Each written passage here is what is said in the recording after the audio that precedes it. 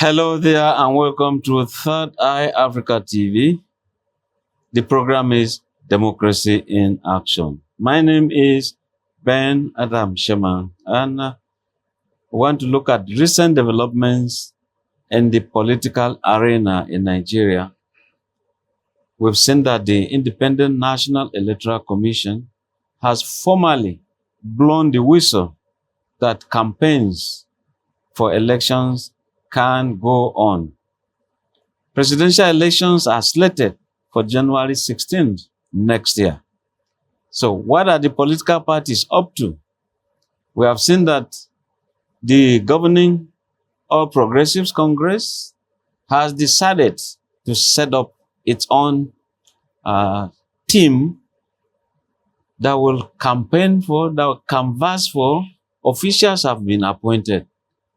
The president says, ensure that I win. That is the president. I'm trying to quote him, not me.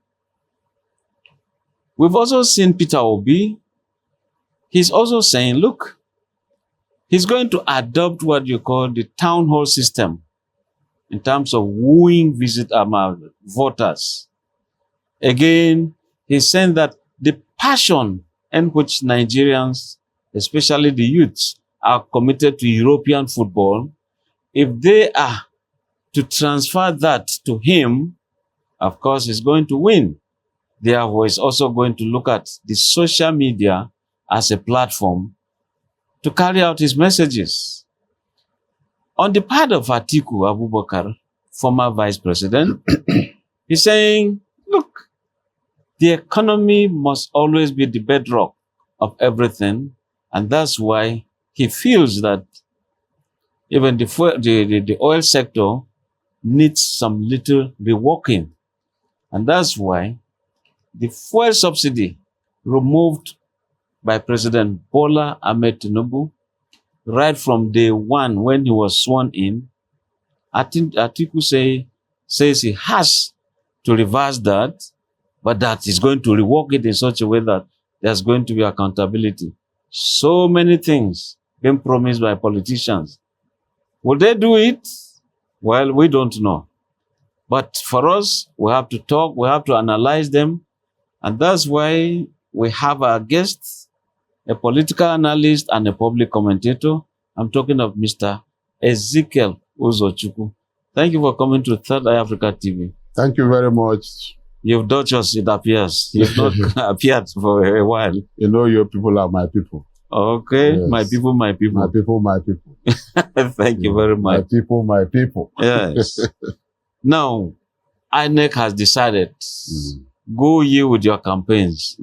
And January 16th is just like closing your eyes and opening them. Yeah. The date is there. And so, how do you see this? Well, January 16th is around the corner. And they have said campaign can go on. But the issue is that, are the political parties campaigning? Or are they dancing? That is the issue. Because campaign in Nigeria now is zeroed down to entertainment. People come, entertain people. After entertaining them, they share things. After sharing things, they go away. Nothing. No ideological basis for anything. It just you entertain people and walk away and dance. But what we are saying is that this time around, we want issue-based campaign. We want campaigns based on what and what and what are you going to do? How are the masses going to benefit? We don't want dancing. We don't want name calling. We don't want accusations. That is what we want. The political parties must impress Nigerians. They must tell Nigerians what they want to do for the country. This country has suffered a lot in the hands of politicians. We have suffered a lot. We've been dribbled like footballers. All we want now is come and tell Nigerians what you're going to do to benefit Nigeria, to move us forward. We have been stagnated. That is just what I think that should happen. Now, if you look at it, Atiku has come on board. He brought out his own economic blueprint for Nigeria. And being that petroleum appears to be the main foreign exchange earner for the country, Yes. he's feeling that there has to be a reworking of what you call subsidy. Once upon a time, there was the story that fuel was being subsidized, but Nigerians were suffering. President Tinubu came and said he had removed that or stopped that subsidy. Atiku says he's bringing it back. What's your comment on that?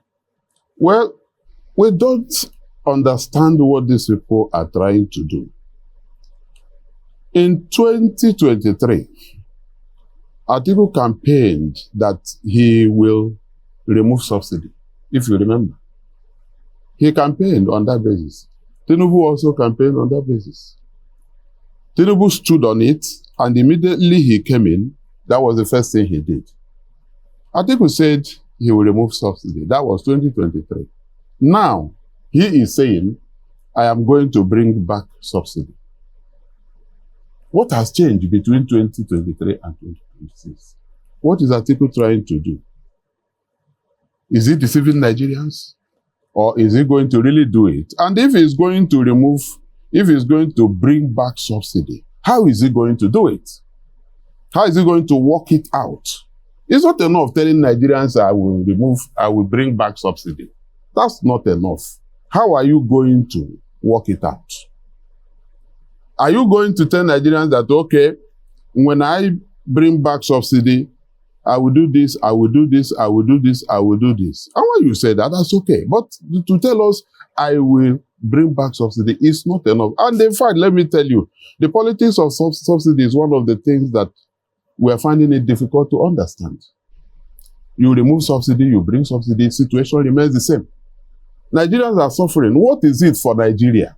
You are removing subsidy or you're bringing subsidy. What is it for Nigeria? Nigerians, what is it for Nigeria? What are we going to benefit? What is it for us? If Atiku says, I will bring back subsidy, is he going to tell us that, okay, when I bring back the subsidy, I am going to make the refineries to work?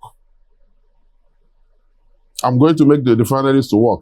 I'll put this and put this in order, put this in order, put this, because this issue of subsidy is like, I mean, when you look at it, the problem of it is people are saying they are paying petroleum importers or whatever. They are paying them a lot. They are using it to, frit away funds. They are using it to take away money outside the country or whatever. But now what we are saying is,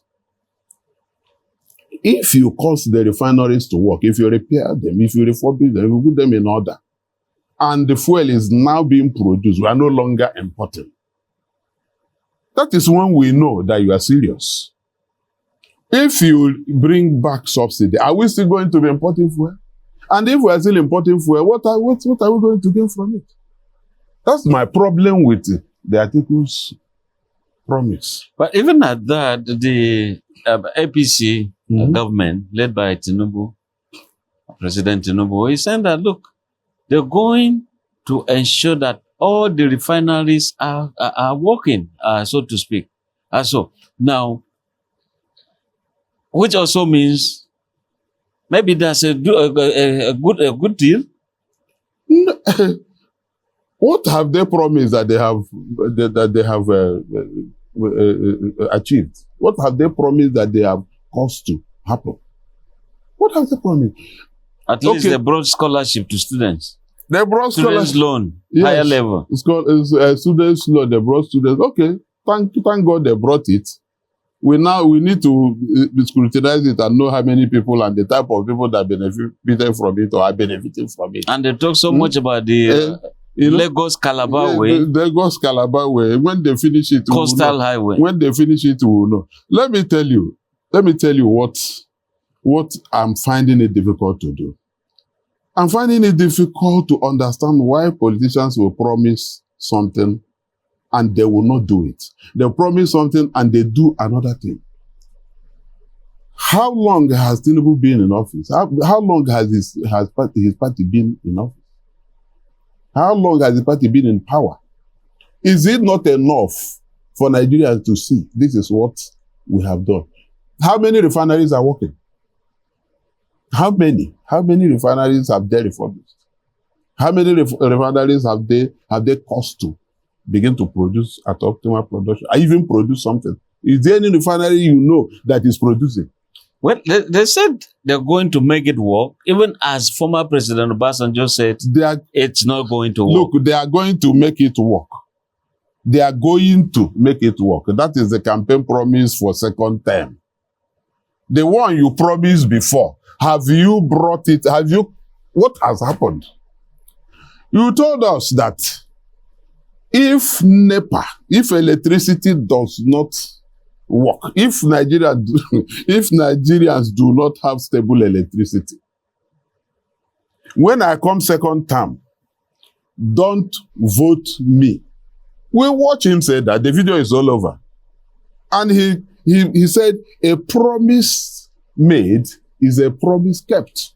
So what's the situation today? Now, from what you see, do we have stable electricity? In fact, we are even moving from worst to worst. Now, campaign is about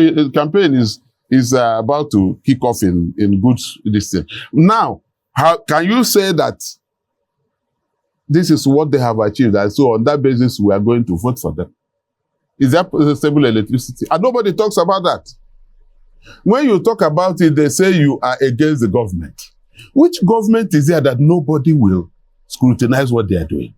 Now, one of the reputation managers of APC, I don't want to mention his name, was being interviewed one day, and they asked him, this promise that your principal made, has he achieved it? If we don't have stable electricity, when I come second term, don't vote me. A promise made is a promise kept. Has he achieved it? You know what he asked? He said, has he come the second time? That's the way he answered the question. You dodge question with question. And you think you are smart enough. What? You can't deceive Nigerians. That promise has not been kept. So how can Nigerians believe you if you say, I will do this, I will do this, I will do this? There's a lot of politicking. So when you look at Atiku Abubakar, probably some people will give it to him. That resilience, insisting he will always contest. Just the way late Muhammadu Buhari did, always insisting on contesting. And in the end, Buhari won. Atiku Abubakar is also feeling he can toe the path of Buhari. What do you think? Atiku Abubakar has the right to contest. Any Nigerian who believes is qualified is his right to contest. But the question is, how far will you go? How far will the person go? You know, I think that we've come to a stage where the old people should allow the young people with fresh blood. We should begin to inject fresh blood into politics. Like who? There are so many people. During in 2023, when they were, did you not see presidential aspirants that were good? This one the one that came from CBN that used to be a former, was it deputy governor of CBN? Deputy governor, yes. Yes. Yeah. Why don't you allow this fresh blood? Okay, I'm not campaigning for P2B. Look, let me make it very, very clear. I'm not for APC. I'm not for PDP. I'm not for NDC. I am not for any party. I am for Nigeria. And you are a voter, I believe. I am a voter. My card, I have brought my card. It's on my table now because I'm going to vote. And I'm going to vote the person I believe that is capable. That I believe that can make Nigeria better.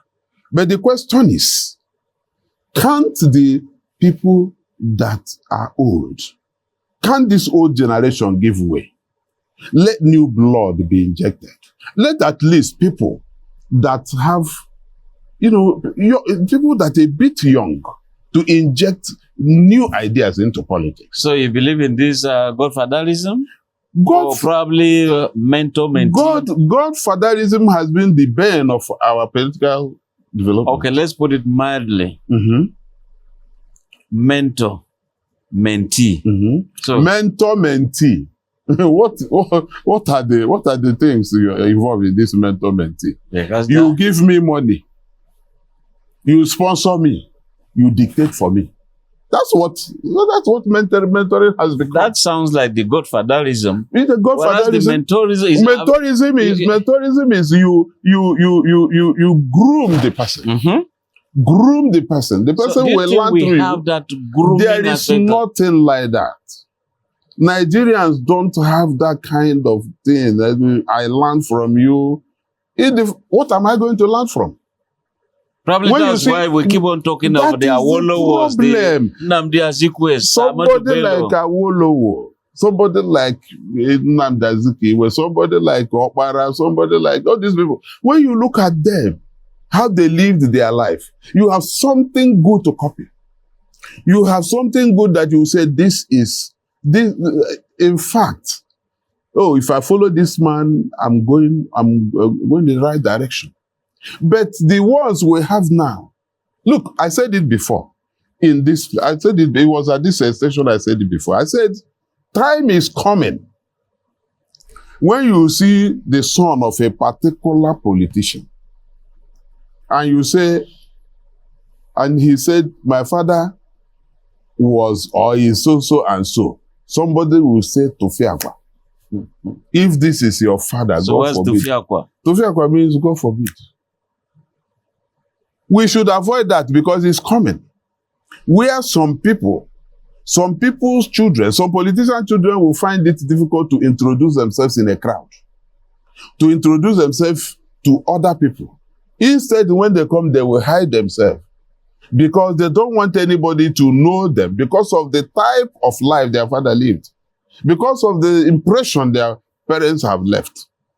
We are saying it now, it is just like we are joking, but it is going to happen one day when you say that this is your father. People will carry stones, masses will carry stones to stone at you and say, God forbid. Is that the type of person that was your father? It's coming.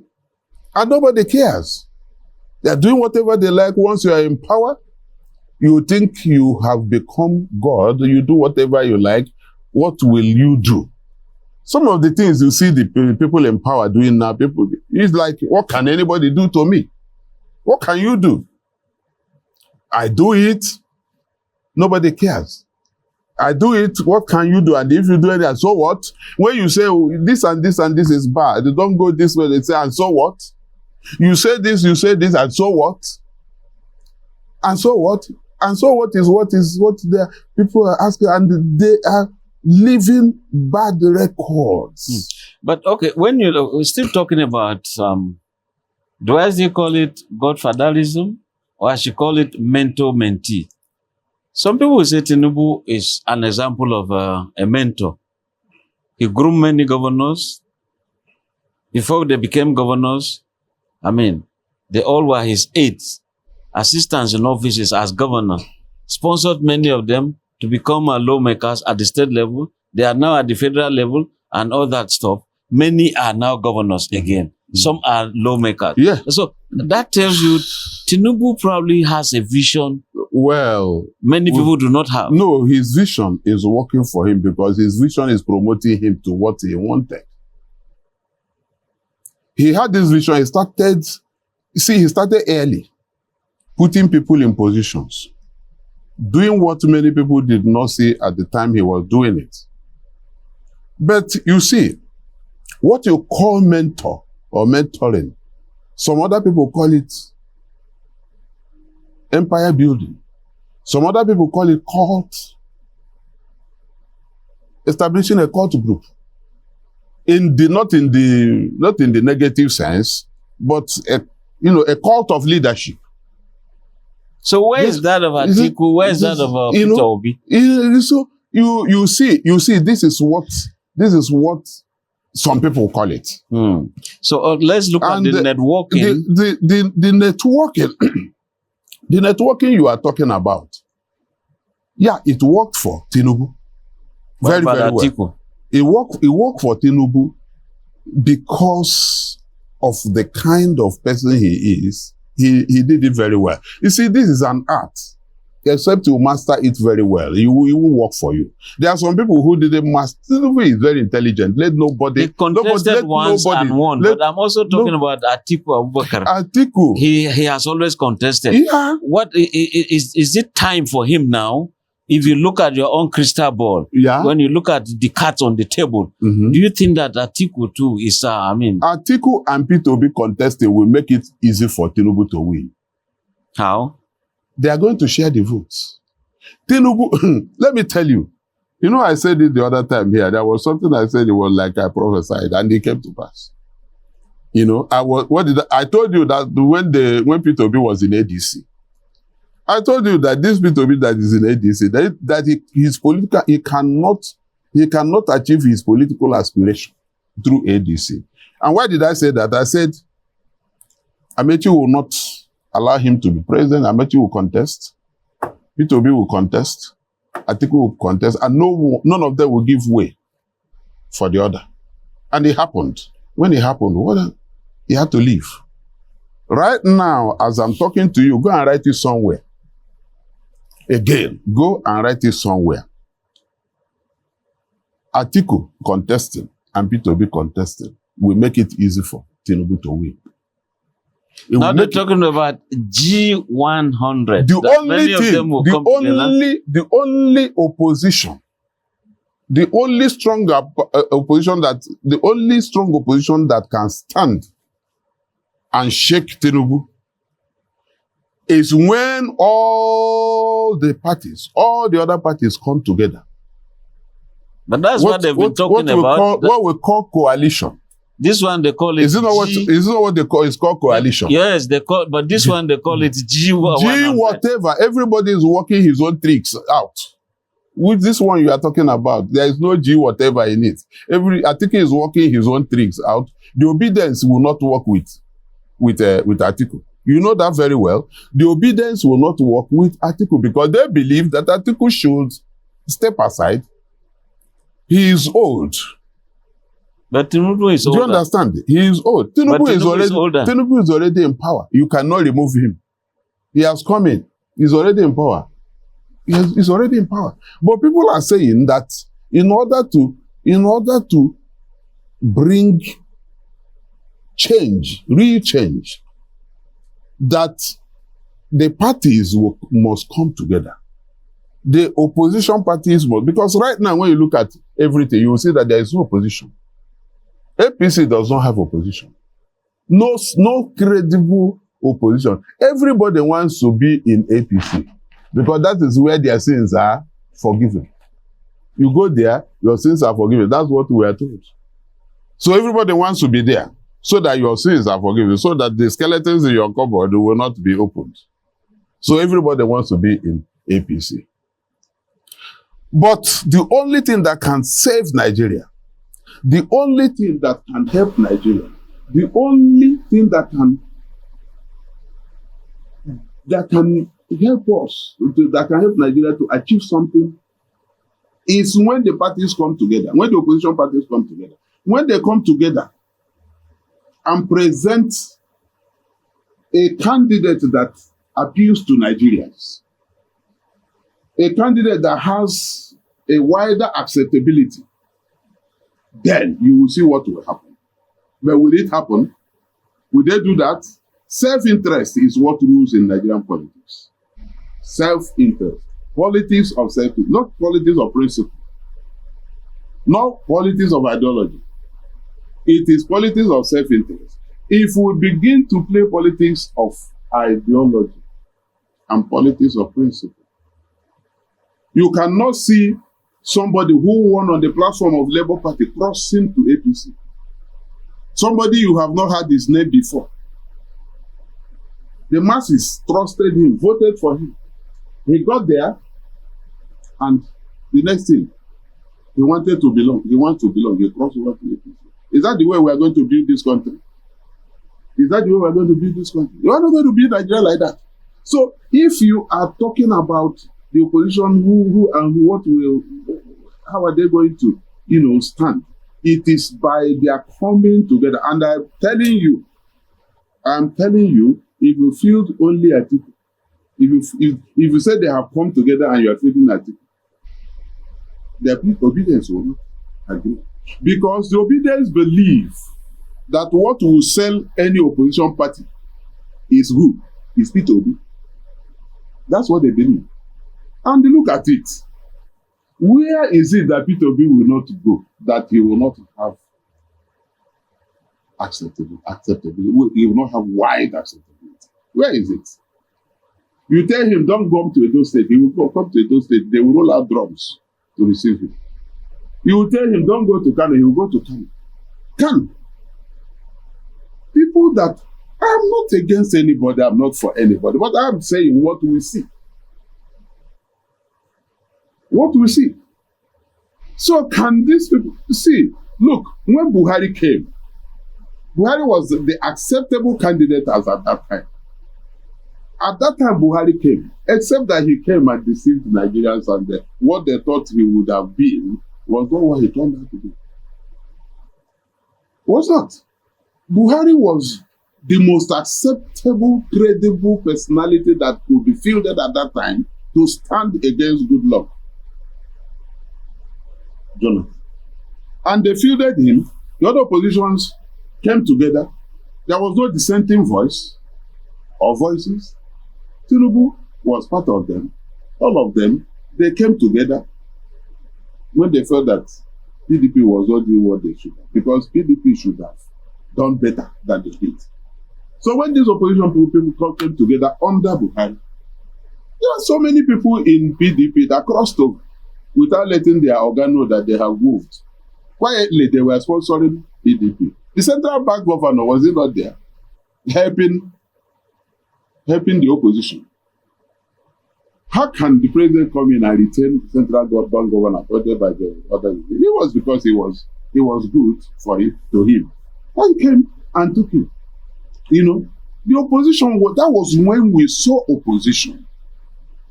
You can't be crying, all this display of petulances, is not going to help the opposition. Crying like a beaten children. And penchants to go to court. You are penchant to go to court. What will you do in court?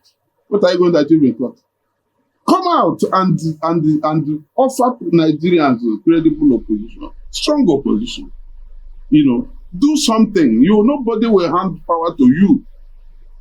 You want Tinubu to come and make things easy for the opposition. How is he going to do that? If it's you, will you do that? Tinubu like Wike will say, his role is to give opposition hypertension. Yes. Political hypertension. Because he is doing it well. He's doing it well. Why do you think he is kept there? He is kept there because he's performing excellently for his master. He belongs to PDP and working for APC. In principle, in reality, Wike is an APC man. But he will not answer APC man because there's something he is there doing. There's something they put him there to do, and he's achieving it. When he was asked why he didn't make the list, he was not penciled down to be among the list. That's what he said. I said, look, I'm here to win APC for APC in Abuja, win in Rivers State. He said that those who were DGs and didn't win in their ward, for what use is it?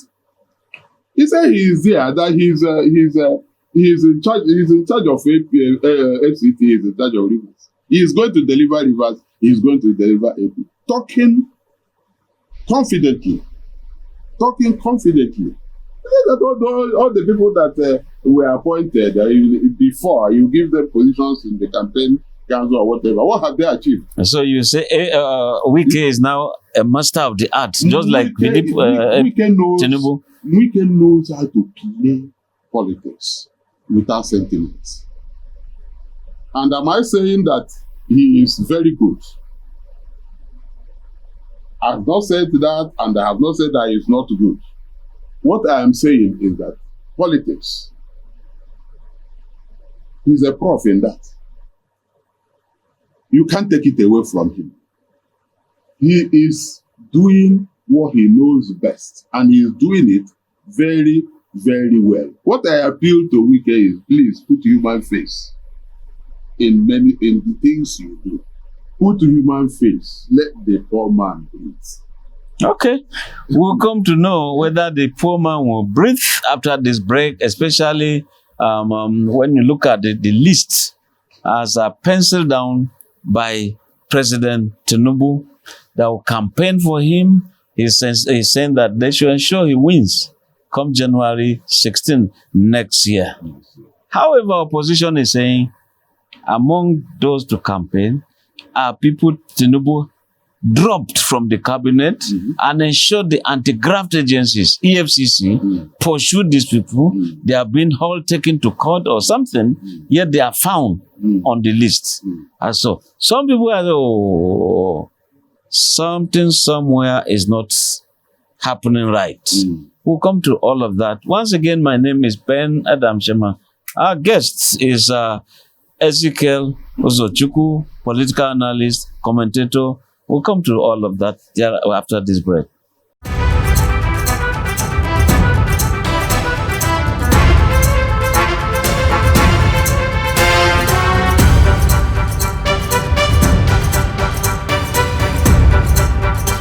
This is Third Eye Africa TV, exposing crime, savaging the nation.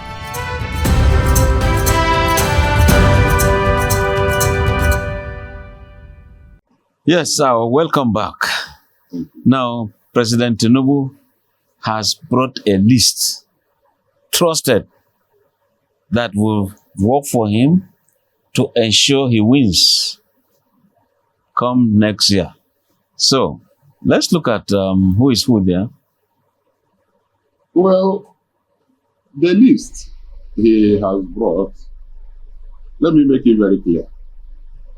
Tinubu has the right to choose anybody he wants to work for him in this campaign council. He is the most important figure there. He is the one that will lose and win. He is the one that will lose or win. So if he chooses somebody and say, this is the person I want to work for me, you can't argue with him, you can't quarrel with him. But when he is making the choice, what people are saying is that this choice, when we examine it, is it according to the law? There are some laws. When we examine it, is it in order? But as for choosing, he has the right to choose who he wants to. But one of the worries is that the chairman of the National Revenue Service, Yes. That is supposed to be a technical fellow, a technocrat, Yes. in terms of taxation, and is part of the team. Some people feel, oh look, he should just be handling monetary matters, rather he's there going to be campaigning or something. This is one of the things that worries me. APC, or rather APC government, seem not to give a damn about what they do. They seem not to care about what they do. It's like when we do something, say whatever you like, do whatever you like, we have done it. What can you do? How can you choose the chairman of Revenue Service. Nigerian Revenue Service to be, I think it's deputy DD of the campaign council. What? Not the DD of the campaign council, the fundraising, or the DD of the fundraising committee or whatever. How can you choose him to be the fund? Somebody that is sitting on money. You will now choose him. And it's not his own money. Federal government money. If you choose somebody who is a manufacturer, somebody who owns his own private business, doing well there, what concerns us? We will bother. But this person is a technocrat. And you are saying he's going to be the DD of the campaign, of the fundraising. That is the problem that Nigerians are raising. That's the problem. How can you go to a federal government agency and do something to be a fundraiser for a political campaign, to raise funds for yourself? Nigerians are saying this is like overdoing things or behaving like, what can anybody do me? I'm in charge. I can do whatever I like. But in this sense, can the president do whatever he likes? That's the issue. You can do whatever you like. You do something that anybody that places side by side will look at it and say, this is according to the law. We are obeying the law. The person who must obey the law better than any other person should be the person who is leading. Leaders must obey the law even better and more than those they are leading. When the leaders break the law, what do you talk? What then can you say about others? That is the problem we have. Okay. Now, look at the other complaint or observation people have. I said, okay, there were people accused. First leg of the ministerial appointments, Peter Udu, for example, and some other people who are accused of siphoning public funds, mismanagement. They were dropped from the cabinet, but they found themselves back to stream, trying to raise money for campaigns. You see, personally, I don't have problem for the choice of Betedu. I think that's the name. I don't have problem for the choice of Betedu. You know why? I think the position they are giving her is women leader, national women leader. I don't have problem. It's a party thing. Betedu is leading the party. Whatever he does with the party money or whatever is up to them. But what we should know is that the choice of people, the people you choose to work with you, their character, their nature, their previous records tells Nigerians where you are taking Nigeria. The people you choose to work for you, their character, their nature, their records tells Nigerians where you are taking them. If you choose somebody who is accused of mismanagement to be one of the members of your team, and not just one person, you choose many of them to manage our national resources. What are we going to think about? What we will say is, okay, we know the agenda. Because you cannot keep dry fish where the rat is, and you expect that dry fish to remain as it is. That's the problem. We are not saying that anybody is a thief, because even if somebody had been a thief, it can change. Okay. Yeah. Now let's look at a current issue that is so old. The FBI, they say, they want to talk on issues affecting the Nigerian president. Some Nigerians have come to defense of Tinubu, that the issue has been there long ago. I can see General Buratai say, look, By the time you want to talk about Tinubu, you are rather trying to rattle the entire country and all that stuff. He said, look, if this thing is in abeyance, it's there, it's gone and passed, and so why is it that it's being brought again to the front burner? Atiku is insisting it has to be there. FBI is even saying it's a non-issue as we are seeing. So what's your comment on that? Let me tell you this.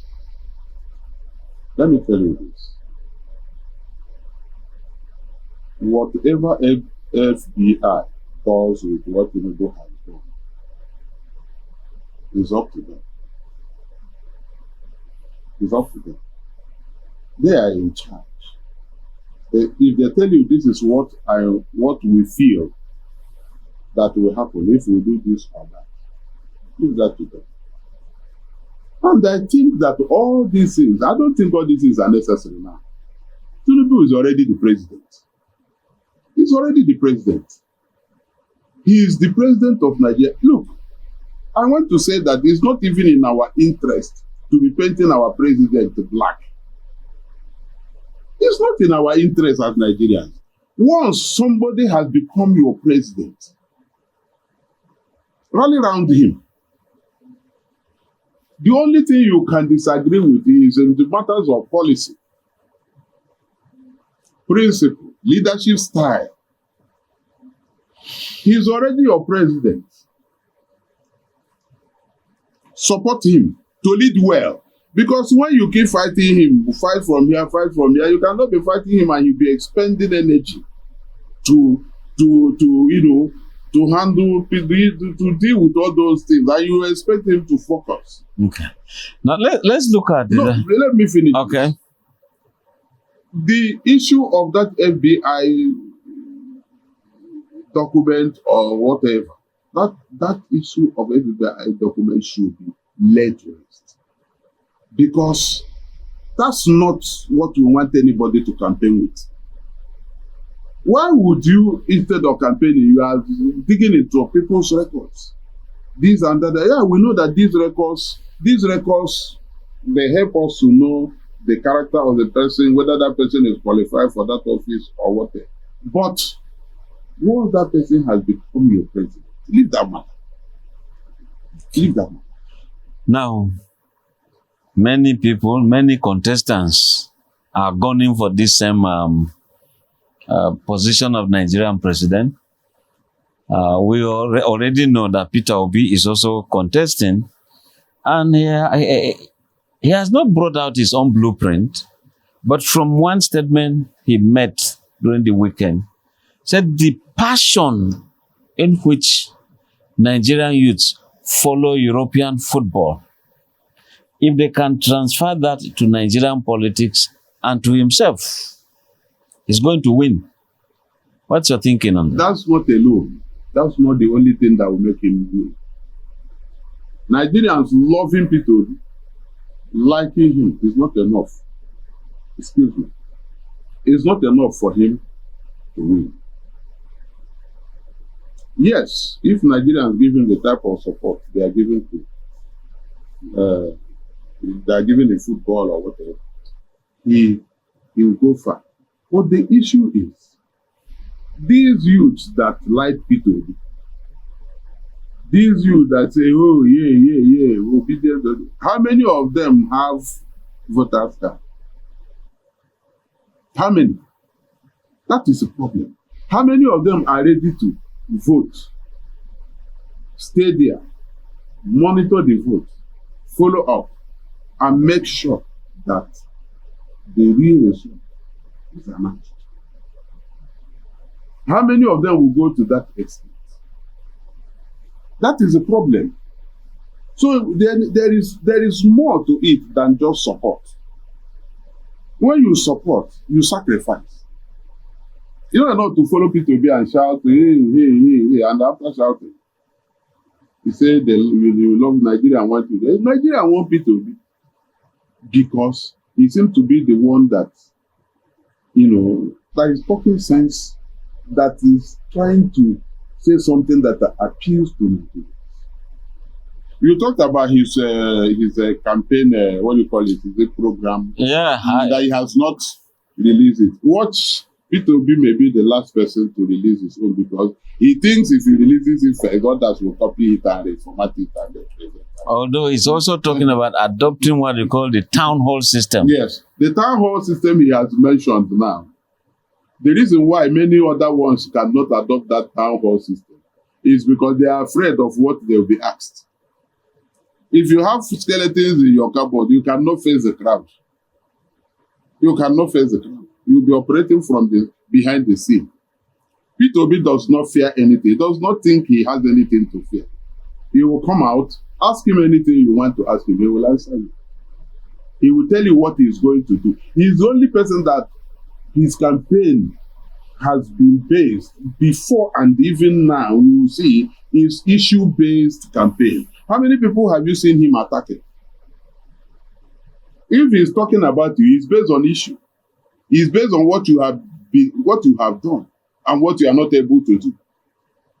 But there's this saying, there was a colonel, Igbo, a Muslim, who was killed by terrorists just last month or 3 weeks ago. And they say, oh, the mainstream Igbo people did not talk about that attack. Did not talk about, this is Igbo man, but being Muslim, that Obi did not talk about it. Many others do.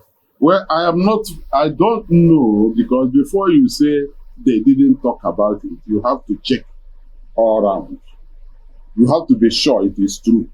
They may not give it the type of hype, the media hype that, what many things are given. But the issue is that the death of one Nigeria is as serious as the death of any other Nigeria.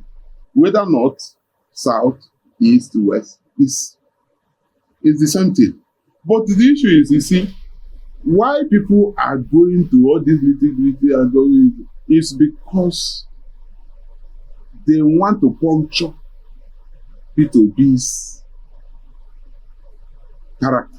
They want to puncture his integrity. They want to say, you are not exactly what you say you are. And they are finding it difficult. Let me tell you, they are finding it difficult to condemn P2B more than people.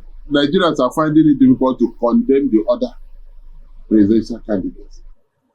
There are some presidential candidates. I would like to begin to name one person. There are some presidential candidates campaigning for them, trying to defend them, trying to sell them. It's like trying to market the ice block or ice water in Antarctica. Can you market ice block in Antarctica? Can you market ice block, ice water in Antarctica? It's the most difficult thing to do. Some of them have many reputation managers all over, share this and that. All that they target is to attack people. They don't say what their principals have done. They will not say, this is what we are going to do. They will not say how we are going to take Nigeria forward. Do you see how... I don't know whether you watched the video that Tara showed this morning. Roads in Edo State. I don't know whether you watch it. Roads. Nobody can pass through the roads. Everywhere is stuck.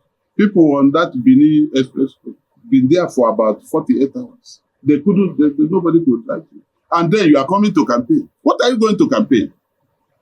Trying to market that kind of person is like marketing ice block or ice water or in cold water in Antarctica. How are you going to do this? Now let us look at the role of the social media. Of course, all the political, the presidential candidates are going to engage the social media so much. That was the thing that brought Obama so much of popularity. And we are seeing that coming to play. And look at Osun State, where Davido also played some roles via music, the social media, and all that. Just like the Odo matter you're also talking about, because the governor there was attacking Adeleke, he was just an ordinary dancer, no work. Now that they have won, Davido is saying he's sending his own social media to Edo State. when the election in that state comes on board. And so the role of the social media, therefore, in terms of ensuring some politicians reach their pinnacle, how do you see that in Nigeria? The social media is made up of people who are observing what politicians are doing. The social media is made up of youths, adults, the elders, who see the performance of politicians. But the best way to send signals, the best way to market these positions or demarket them is through the means of the social media. And it is being done very, very well. Anybody that neglects that aspect is doing harm to himself. The social media is very important. No, I was laughing at some people who were saying that Obi and his obedient. It's only in social media they will make noise. It's not noise. They are not making noise. Because they are sensitizing Nigerians. They are sensitizing the youth, the elder. They make everybody. There is hardly anybody who, one way or the other, does not have access to the social media. It's like the world being made a village. Then you can know what is happening everywhere from where you are sitting, and you can judge. You can see what is happening. Did you see how Davido used his fans to monitor and pursue the electoral officers and all the? If they carry paper, they will use Okada to pursue them. They monitor them. They trooped a mass. That may be a signal to Nigeria that if the masses really come out and say this is who we want, they will achieve it. Now, will you say time has come, therefore, because after winning the election, you could hear people singing and saying, look, in spite of money being given 50,000 per vote and all that, the allegation was just there. You know, in other words, the money did not burn the voters' mind. Yes, Oshu is a good case. In fact, somebody can write PhD thesis analyzing Oshu alone. Oshu election is a PhD thesis case. You know, as far as APC, as far as APC is concerned, Oshu was the done deal for them. There is no how APC felt that they would have lost the election. Nobody look at the number of people that were, the number of their executive officers that were sent to Oshu State. They did not go there as bystanders. They did not go there to be spectators. They did not go there just to stand. They went there to lend their weight. You know, when somebody talks of federal might, we had a lot of it in this Oshu matter, federal might. This federal might thing, sometimes I feel is being overhyped. Federal might. There's a level that can work, and there's a level that cannot work. There's a level, there's a limit to the legitimate intervention of any government in another state, either to do something or not to do something. There is a limit that can go. And to find that limit and protect it from encroachment is indispensable to a good condition of human affairs. So politicians should learn to work for the electorate rather than give them peanuts. Politicians should learn to do what is right. Work. Execute projects. Make the economy work. Make sure that the people you make suffering are no longer as suffering as much as you made them. They should appeal to the electorate than depend on federal might. You see, what is federal might?